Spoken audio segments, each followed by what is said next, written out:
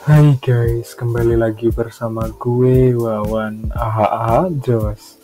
Kali ini gue akan review anime yang berjudul Tensei Kizoku episode ketiga. Cerita pun berlanjut, sebelumnya Kane mempersembahkan tas ajaib gurunya yang terdiri dari raksasa darah dan naga bumi, lalu mengejutkan mereka. Sekarang cerita pun berlanjut dengan pahlawan kuat 8 tahun yang bernama Kane. Dia pun bertarung dengan pembunuh naga raksasa yang 1000 kali lebih besar darinya. Masih dia buktikan lebih kuat darinya, karena Kane telah menembus pedang ke dalam tubuhnya dalam pukulan tunggal. Ini telah merenggut nyawa pembunuh naga di tangan seorang bocil kematian yang lucu. Dia pun mengetuk pedangnya dengan hidungnya untuk memastikan pembunuh naga telah dilenyapkan. Dengan menganggap bahwa miliknya telah meningkat, dia pun memeriksa statusnya. Ketika jendela status muncul di depan, matanya pun melebar, dan dia pun berteriak kaget setengah modal karena levelnya telah meningkat menjadi lebih dari 80 juta, yang sangat besar karena Tuhan telah menganugerahinya dengan 10 level itu. Di luar dugaan orang, karena itu dia merahasiakannya karena jika ada yang mengetahuinya, maka kehidupan bocah 8 tahun bisa dalam bahaya. Setelah 2 tahun berlalu, ketika Kane berusia 10 tahun, mereka pindah ke ibu kota. Setiap orang yang masuk dalam keluarga bangsawan harus melalui debut. Ini adalah miliknya dan seluruh keluarga bersamanya. Serta Rain sangat bersemangat membawanya ke sekolah, akan tetapi dia harus berusia 12 tahun sebelum bersekolah.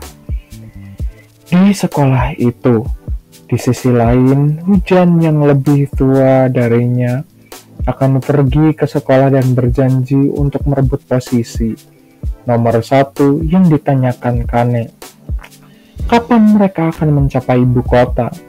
Ayahnya mengungkapkan bahwa itu akan memakan waktu hampir 1 minggu, dan dia berharap tidak bertemu monster kopet dalam perjalanan.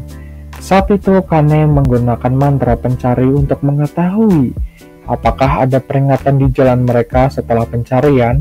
Dia menjadi khawatir dan memberitahu ayahnya bahwa selusin monster bertarung dengan 10 tentara 3 mil jauhnya.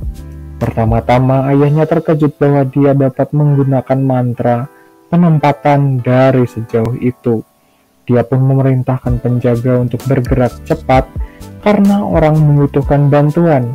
Mereka pun masih percaya terhadap Kane bahwa mereka bisa tidak mencapai tepat waktu, sehingga dia memutuskan untuk melangkah maju membantu mereka sendirian. Tetapi ayahnya menentang ide tersebut, karena bagaimana seorang anak laki-laki 10 tahun dapat mengalahkan selusin monster kopet tanpa mendengarkan babehnya. Kane pun keluar dari kereta. Dia pun melakukan peningkatan sihir kemenangan dan bergerak seperti guntur.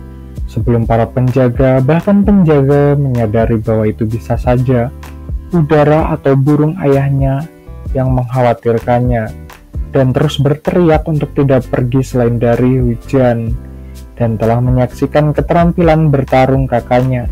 Dia pun mendoakan yang terbaik untuknya dengan menghancurkan monster-monster itu, dengan melihat perubahan pada monster yang berdiri seperti manusia dan melemparkan kesatria ke kereta. Para kesatria setia kepada Duk yang memerintahkan tentaranya untuk menjaga kereta, dan tidak peduli apa yang terjadi, mereka tidak akan membiarkan binatang buas mendekat.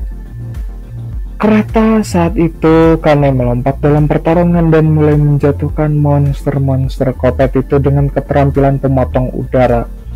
Akan tetapi kesatria adalah keajaiban karena mereka khawatir tentang anak tersebut yang seharusnya tidak berpartisipasi. Sebaliknya mereka tidak tahu bahwa anak berusia 10 tahun yang tampan ini bisa menebang semua monster. Setelah menggunakan keterampilan pemotong udara dan peluru udara, dia telah memotong monster untuk seorang pria di dekat kereta, sehingga dia tidak bisa menggunakan sihir dan melepaskan pedangnya. Serta dia pun menjatuhkan dua monster kecil dengan serangan tunggal. Dia menggunakan serangan pedang api untuk melenyapkan raksasa dan mati di tempat. Saat dia membunuh semua monster kopet, kesatria memerintahkannya untuk mendekat ke kereta karena mereka takut dia memiliki tujuan jahat dalam menyelamatkannya, menghilangkan keraguan mereka dengan memperkenalkan dirinya dan pengawalnya. Lalu dia pun juga telah tiba, tetapi tidak ada gunanya, karena Kane telah berurusan dengan mereka. Setelah menyembuhkan mereka, dia pun menyuruh mereka makan enak dan istirahat untuk memenuhi produksi darah. Kane hanya bisa menyembuhkan mereka, dan orang yang sudah mati berada di luar proses penyembuhan. Jadi dia memasukkan mereka ke dalam kotak barangnya. Sementara itu ayahnya juga sudah sampai dan terkejut melihat monster mati. Keajaiban lain juga dia lihat ketika dia melihat lambang kereta mengungkapkan bahwa kereta itu milik rumah Duke.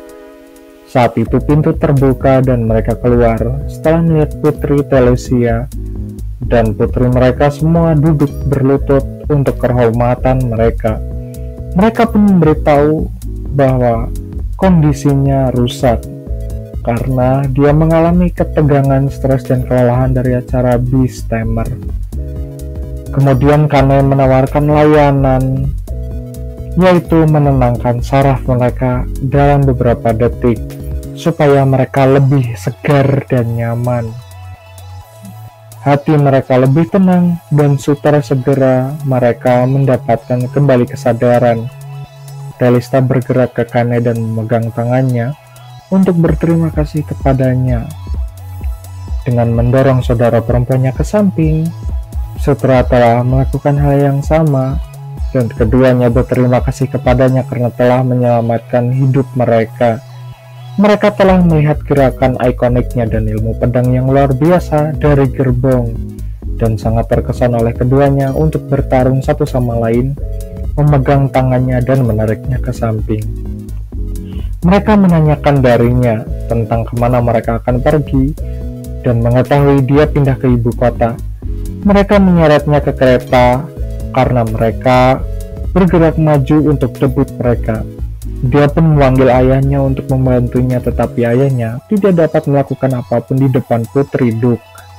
Mereka telah mengambilnya dengan memberikan alasan bahwa mereka masih takut. Bahkan mata ayahnya melebar karena terkejut dan kaget setengah modal. Di gerbong, Kane harus duduk di antara mereka. Sepertinya akan terjepit di antara dua anak kecil. Kane pun duduk di kursi kosong, tetapi dia tidak diizinkan karena kedua putri berpura-pura ketakutan. Setelah melalui hal itu, mereka memaksanya untuk panggil. Mereka pun diberitahu dengan cinta Kane yang baru berusia 10 tahun, bagaimana dia berani memanggil mereka dengan cinta.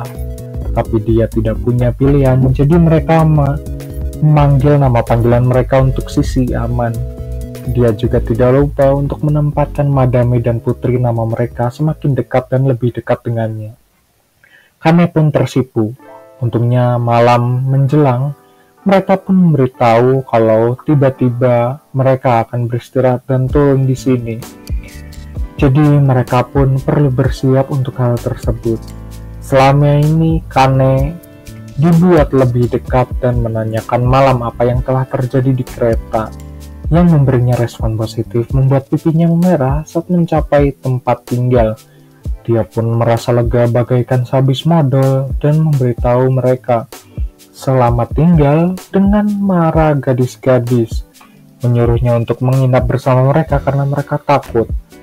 Tak cukup sampai di situ, ayahnya datang dan memberitahu bahwa mereka juga baru berusia 10 tahun, jadi tidak pantas untuk bersama mereka di malam itu.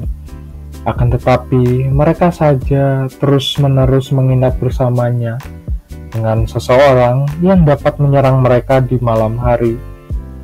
Di malam itu juga harus ada seseorang yang melindungi mereka lebih lanjut.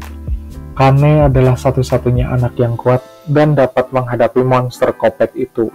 Sekarang babenya telah mengizinkannya karena mereka mengatakan benar.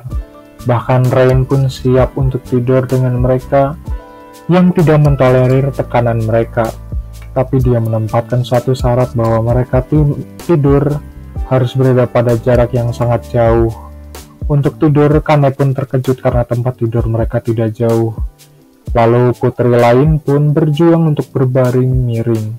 Akibatnya Kane harus tidur lagi di antara mereka, tetapi putri-putri ini tidak puas dengan mereka yang telah menarik tempat tidur. Dalam kondisi itu, Kane pun menjadi sandwich dan berpura-pura takut.